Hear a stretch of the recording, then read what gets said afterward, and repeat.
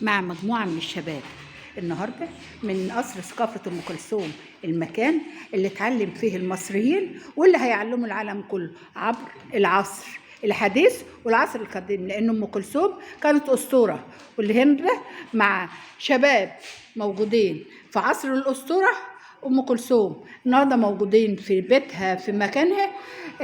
بتقدموا إيه يا شباب؟ احنا بنعمل عرض موجه لشريحة الطفل او لنواد الطفل، وهي اسمه هيرو بيبي.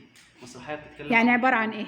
مسرحية بتتكلم عن التنمر وعن قيم الصداقة وازاي بتتعامل يعني مع بتعلم الطفل ازاي ما والصدق. يتنمرش على صديقه وازاي يتعاملوا بالحسنى. وازاي ما يكذبش، وازاي ان لو كان الكذب ومنجي فالصدق انجى، وحاجات كتير بقى من هذه القيم الجميلة. بس لمسة حلوة منكم فعلا ان انتوا تبدأوا بأدب الطفل، لان الطفل الأساس والطفل البراعيم اللي هي بتطلع وتنشأ للمجتمع بثقافة معينة. ثقافتكم ايه وانتوا بتقدموا؟ شباب زي الوردة اهو بيقدم حاجة لثقافة الطفل.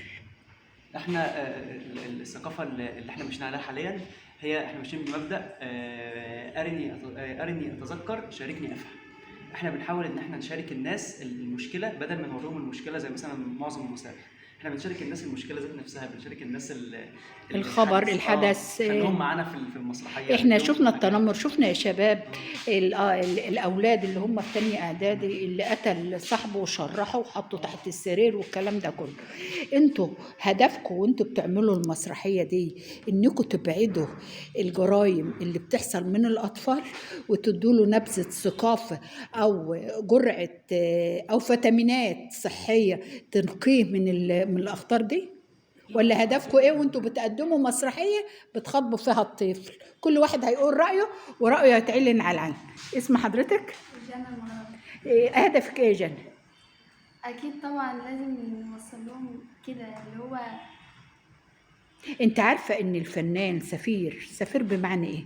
انا بخش بيتك وبيتك وبيتك وبيتك وانا في مكاني ما بتحركش، يبقى اني بقيت سفير ايه؟ سفير الفن اللي بقدم معلومه من خلال ايه؟ مكاني وانا قاعد. معلومتك النهارده اللي عايزه تقدميها ايه؟ تسالي كل واحد عمل دور ايه في المسرحيه. دورك ايه في المسرحيه؟ إدارة المدرسة. إدارة المدرسة يعني انت بتاعت المدرسة. الداد اللي هي العامل الأساس، لأن هي اللي العيل الطفل بياخد منها الغذاء، بياخد منها المية، هي اللي بتبقى من والي الطفل للمدرسة. تقولي إيه النهاردة وأنت بنوتة صغيرة كده ومقبلة على مستقبل، ومستقبلك بيبدأ من منين؟ من قصر ثقافة أم كلثوم. تقولي إيه؟ أو نفسك في إيه؟ نفسك في إيه على حسابك الخاص؟ يعني أكون نفسك تبقي ايه؟ نجمة؟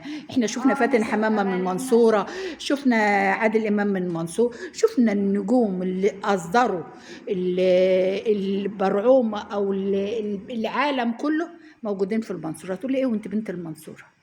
نفسي أبقى فنانة كبيرة وأكون شاطرة.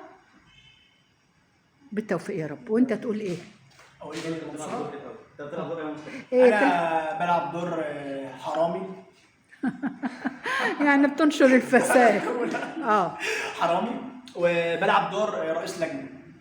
يعني رئيس لجنة دوت في مسابقة دورين جوكر بمعنى أصح. رئيس اللجنة دوت في مسابقة للرسم، فواحدة اسمها سمر وواحدة اسمها مصطفى محمد هم اللي نجحوا في المسابقة ديت. وبس يوسف وزين ما نجحوش في المسابقة دي، فهم كانوا مستعدين حتى ان رئيس اللجنة يقول اسمهم. يعني زي ايه بقى على الهامش كده وده على الهامش، بس في الاخر رئيس اللجنه هيعرف ان كان في وسطهم واحد اسمه محمد. اول ما يتفاجئ واحد اسمه محمد في وسطهم، فمحمد دوت كان هو بالتوفيق يا رب. وانت تقول ايه يا حبيبي؟ واخد دور جاسر واخد دور جاسر وبتنمر عن واحد اسمه يوسف عنده التوحد. وانت حاسس ان التنمر ده فعل قبيح عايزين نطرده فعلا من المجتمع؟ فعلا، عشان احنا بنوجه نصيحة للمجتمع كله ان هو لا للتنمر، لو لقى مشكلة ان هو ما يتنمرش عليها ويدي النصيحة بدل ما يتنمر. صح كده. وانت تقولي ايه؟ انا اقول ان التنمر قضيه كبيره جدا، مش سهل ان احنا نتهاون بيها. ممكن نكون بنهزر مع بعض بكلمه بسيطه، بس هي مع الشخص اللي قلناها له ممكن تقضي على حياته. انت بتقدمي دور ايه؟ انا بقدم دور طالبه من الطالبات، وبساعدهم شويه برضه في التنمر على طفل عنده توحد اللي هو يوسف. حسيتي وانت بتنشري الفساد ان انت تتنمري على طفل، والطفل ده بيبقى بادئ في الحياه نفسه اللي يقدم له معلومه حلوه، نفسه حسيتي بالدور ان الدور هيبقى محوري وهيساعدك انك تتألقي؟ اكيد طبعا. نفسك في ايه في المستقبل؟ نفسي طبعا اكون فنانه كبيره جدا واعلم اطفال كتيره وناس كبار كمان، اوصل لهم رسائل من واقع احنا بنعيشه. كل سنه وانت طيبه، وباذن الله رسالتك هتوصل من خلال برنامجنا. وانت تقولي ايه؟ هو أنا سمعت كتير عن الحاجات دي وبشوفها كتير قدامي، بالذات في المدارس أو أي مكان بشوفه بلاقي فيه مواقف من دي.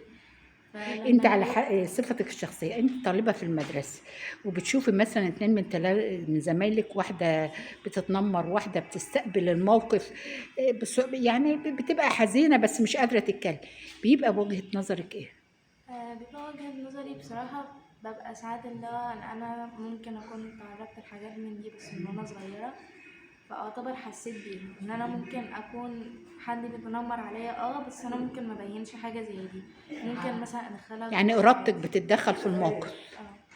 وانت تقولي ايه؟ أنا بلعب دور أم يوسف اللي هو طفل عنده شبح التوحد. وبصراحة بس انت طفله وتقوم بدور ام مش صعب عليكي؟ أنا بصراحة متخرجة، فاللي هو وأنا حاليا بشتغل كمدرسة، فدور زي ده بصراحة بيقربني أكتر من الطلبة مثلا بتوعي. وإن فكرة إن حد عنده مش مشكلة، هي الفكرة إن هو عنده اللي هي فكرة استوعابه ممكن تبقى أصعب، بس في حاجات تانية بيبقى يعني كويس جدا فيها بكتير. فحاجة زي كده بتعلم أو بتدي وعي للأطفال اللي في العمر ده، فكرة إن شخص عنده مثلا توحد أو مثلا عنده ضعف في السمع. احنا بنشوف التوحد في المجتمع بتاعنا ده كتير، جدا تقريبا 10